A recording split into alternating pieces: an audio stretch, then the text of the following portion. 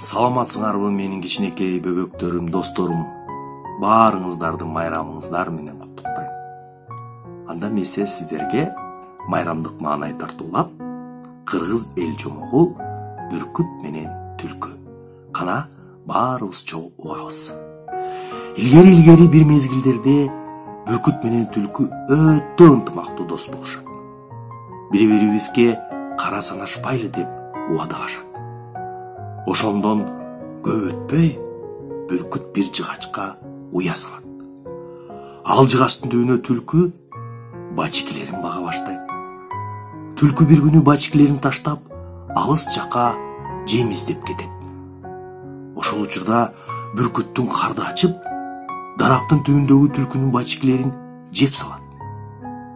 Нык тойгондуктан катуу уйкуга кирет. Бир аздан кийин олжосун тиштеп түлкү келет. Караса балдары жок. Ал алыстан душман келбейт.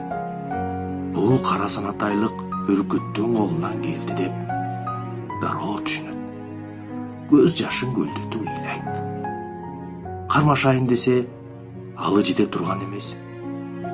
Эң аягында сом темирге балка бар, чоң сунганга алда бар деп өзүнө өзү кайрат берип эптеп чыдайт.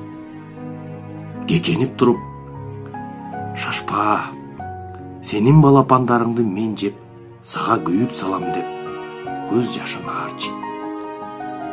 Акыры тагдыр өзүнүн калыстыгын көрсөтөт. Түлкүнү абдан күйүт менен жаш төккөнүн укса керек. Бат эле алай дүлөй түшүрүп, катуу шамал согот. Таш менен топурактарды учурат. Бүркүт уя салган жыгач түбүнөн омкорулуп кулап түшөт. Анын куурап калган бутактарга чагылган тийип, ал алоолонуп өрттөнө баштайт. Балапандар окчун жерге кулап, жарадар болот. Түлкүнүн көктөн тилегени жерден табылып, бүркүттүн балапандарын мойсоп салат. Ынтымак шертти бузган бүркүт да ошентип балапандарынан кол чууйт экен.